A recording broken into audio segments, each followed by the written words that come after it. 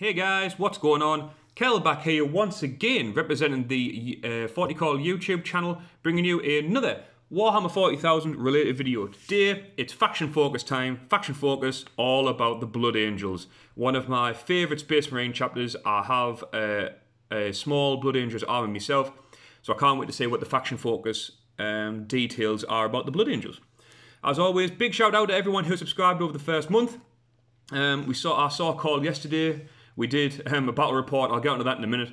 But we were talking, and it's just great to see how many people have jumped on the channel, like what we're doing. Loads of comments flying in with like some really long, detailed comments, man. We were talking about them yesterday. Keep the comments coming, guys. We love them to bits.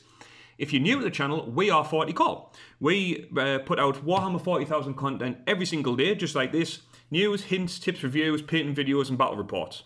So if you're into anything 40k related, make sure we are your first stop for all your Warhammer 40k needs. Now, before we go into that, I did promise that there would be a battle report, an 8th edition battle report, come out sometime this week.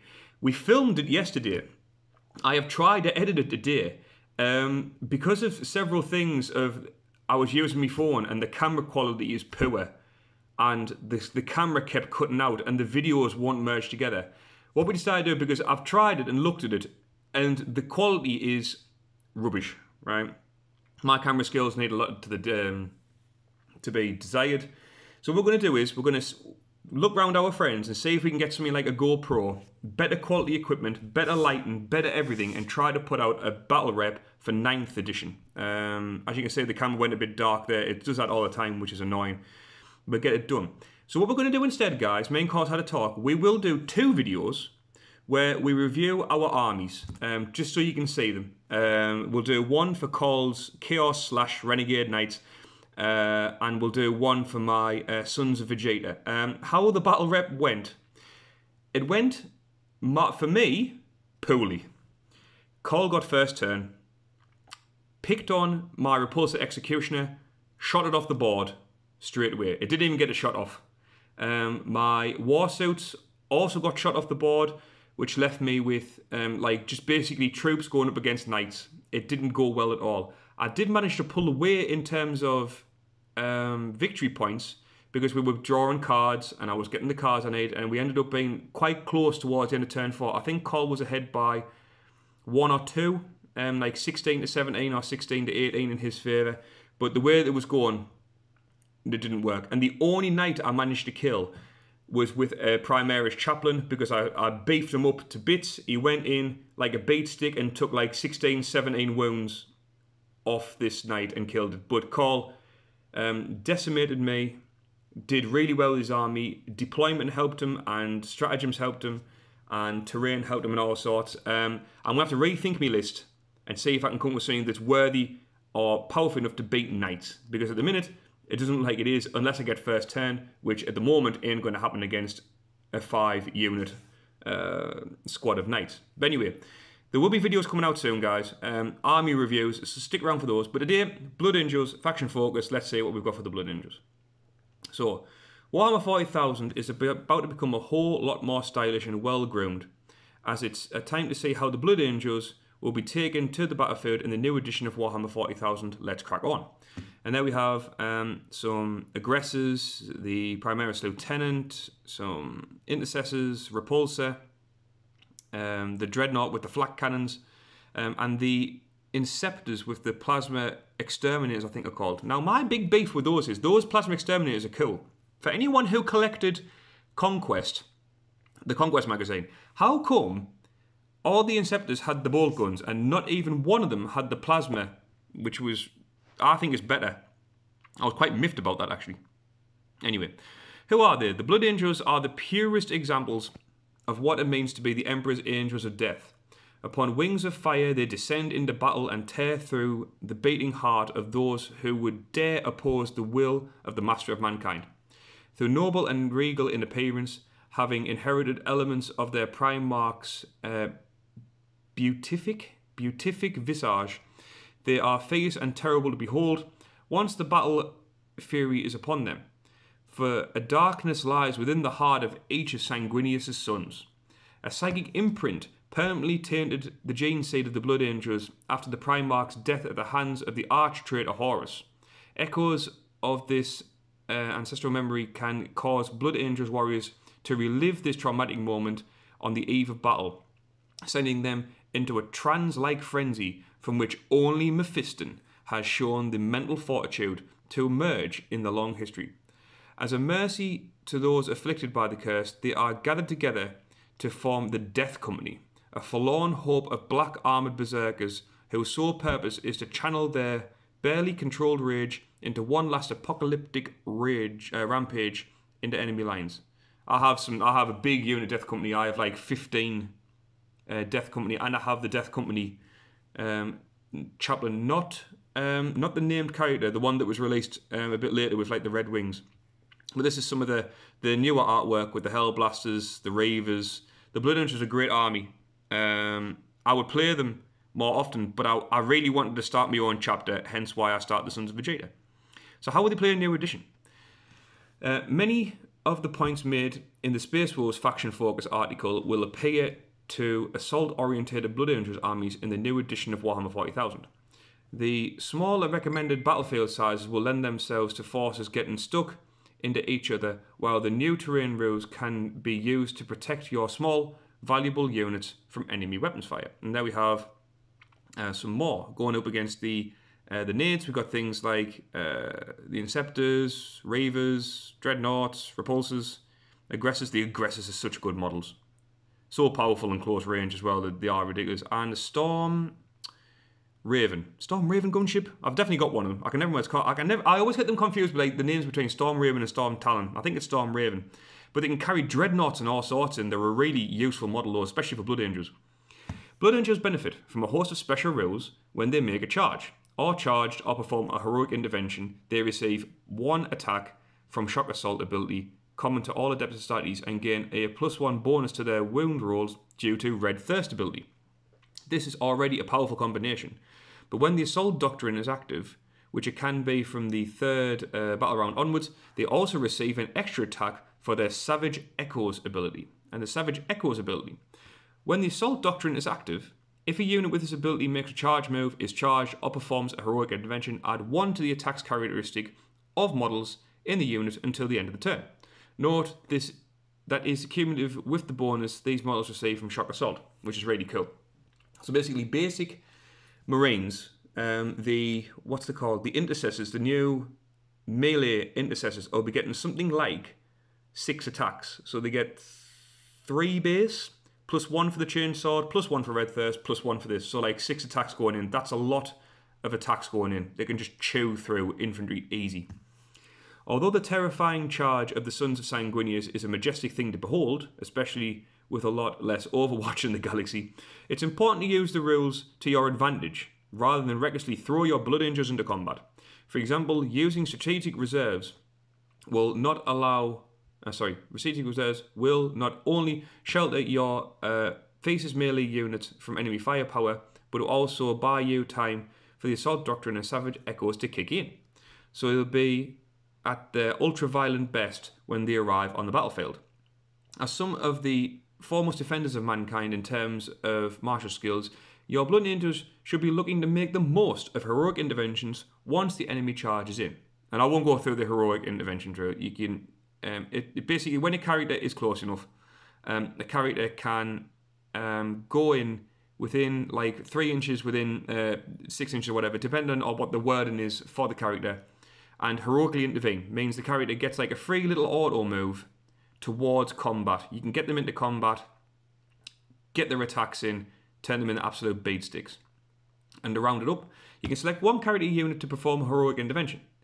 Cannot perform a heroic intervention if any enemy units are within engagement range. Must be an enemy unit within 3 inches horizontal and 5 inches vertical to perform a heroic intervention. Select another character to perform a heroic intervention. Once all character units have performed heroic interventions, progress to the fight phase. And perform a heroic intervention. When a unit performs a heroic intervention, you can move each model in that unit up to 3 inches. This is heroic intervention move. Each model in the unit must finish its heroic intervention move closer to the closest enemy model. Remember that a unit must finish any type of move in unit coherency. Heroic Intervention move up 3 inches and must end closer to the closest enemy model. Okay, so it's worth noting that those who perform heroic interventions can now be targeted in the ensuing fight phase. But can an intervention truly be said to be heroic if there isn't a little danger? So selected targets. Before you resolve any attacks, you must first select the target units for all the attacks. Attacks made by models in this unit that made a charge move this turn can only target enemy units that their unit declared a charge against, or that performed heroic intervention in this turn. In order to target the enemy units, an attacking model must either be within engagement range of that unit or within half an inch of another model in its own unit that itself within half an inch. So it's like half an inch within, where before it was an inch of an inch of an inch, now it's reduced to half an inch.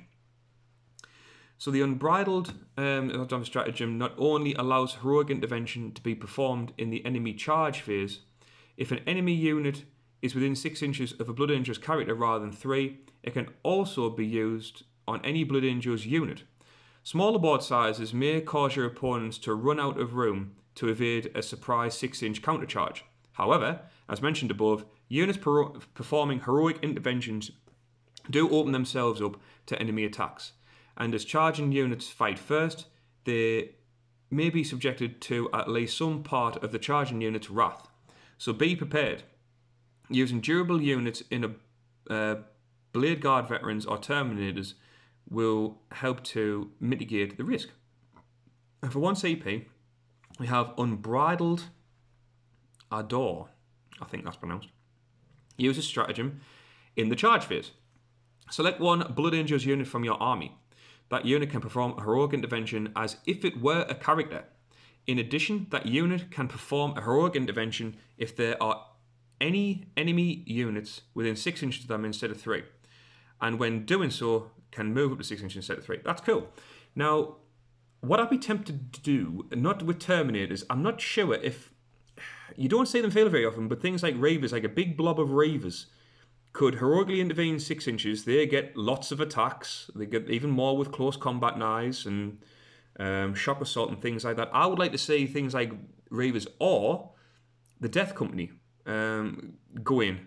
So heroically intervene to 6 inches. That could be really cool to get that in 6 inches. Or, because of the wording, a Blood Angels unit. Blood Angels unit, as long as it has the Blood Angels keyword, things like the Death Company Dreadnought. That thing is mean with its claws in close combat. That would be really cool. There's a lot of ways you could use this. And for 1 CP, it could be quite tasty indeed. The Blood Angels are rightfully famed for their aerial assaults, and the mobility granted by Jump Pack born units will be a great asset in the new edition. The Jump Pack assault ability allows such units to deploy in reinforcement step of any movement phase, more than 9 inches away from any enemy models. And the Blood Angels Red Thirst ability allows them all to add 1 to their charge rolls. Yep. When your charge hits home, consider the Hammer of Wrath stratagem on your larger units early in the game before casualties make them less effective. So we've got Hammer of Wrath. 1 CP. Use a stratagem when a Blood Angels Jump Pack unit from your army finishes a charge move. For each model in that unit, you can select one enemy unit within 1 inch of the model and roll a d6. On a 5+, that suffers a mortal wound. Now I'm going back again to things like the Death Company. The Death Company have stratagems where they're allowed to move before the first battle round. If they can use like Descent of Angels, they can come in and then charge and roll 3d6. Pick the 2 highest. They're going to be automatically getting 1 to the charge.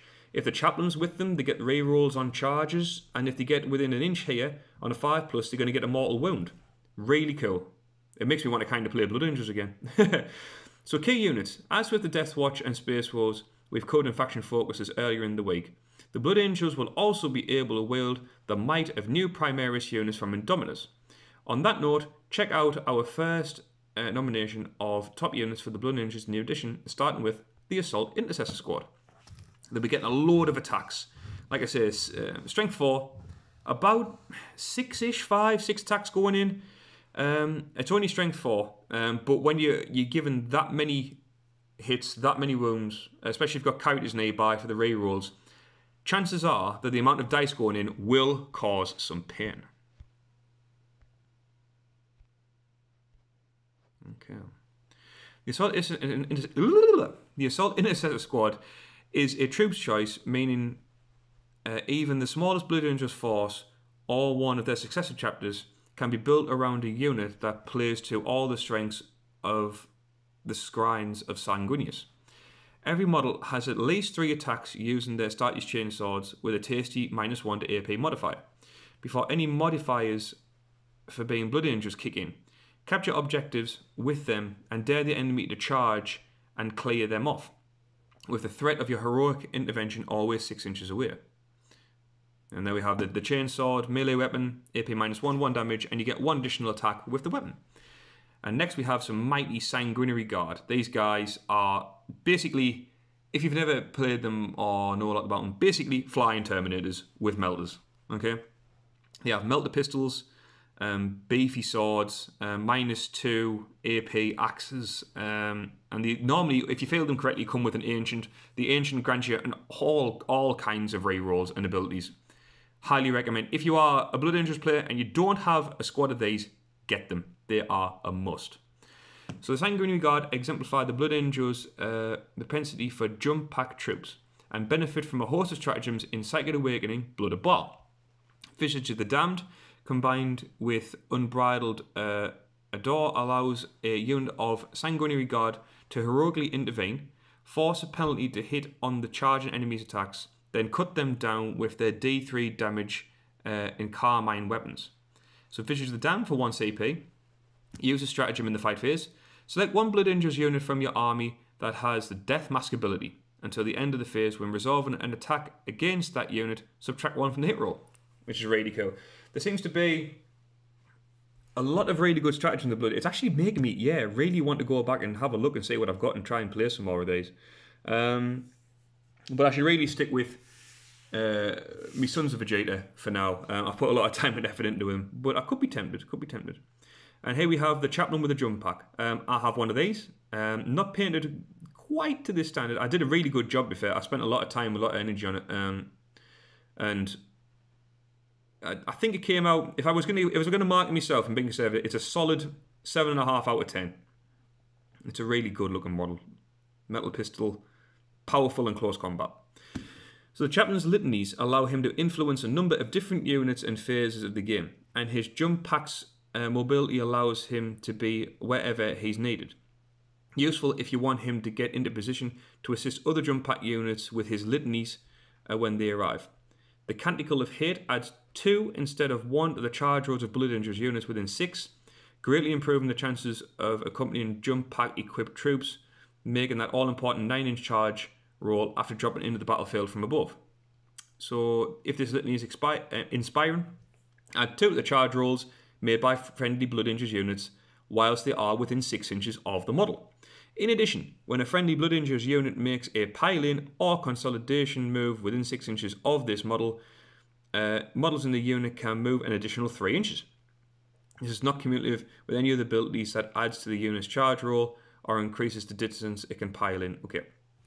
So basically, if they were going to be coming in, let's say they're coming in turn 2 from Deep Strike, Strategic Reserves, whatever we're going to call it, a big block of dev company, like 15 of them, like I have, you're going to use the Descent of Angels charge roll where you get 3d6, pick the two highest, and then +2. So it would be very rare that you don't get that 9-inch charge based off that, and you get to reroll the charge as well, which is very, very cool.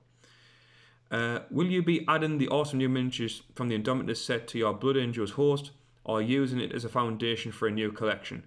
What other Blood Angels units are you looking forward to unleashing in the new edition? Let us know in the Warhammer 40,000 Facebook page, Instagram, and on Twitter using new #40k. Instead of that, guys, leave your comments with me and Cole. We do love your comments. Some of them are so detailed, and I was especially the one, and I forgot his name, which is bad, but the Space Wolves player. who has been putting comments on recently about the axes and stuff. We've been responding to those. I will remember your name and give you a shout on the next video. But comments like that are always appreciated. If you're still watching at the end, hit that like button, guys. It does a small channel loads of good, and subscribe if you haven't already. Like I say, we are 40k. We post Warhammer 40,000 content every single day. So if you like 40k, come join the channel and enjoy what we do. That's going to be it, guys. The other two videos about the army focuses will be done ASAP. I might do mine today and do calls when I see him next. This is going to be it, guys. This is Kel signing off for 40k, saying stay safe, look after each other, and until next time, guys, we'll see you all later.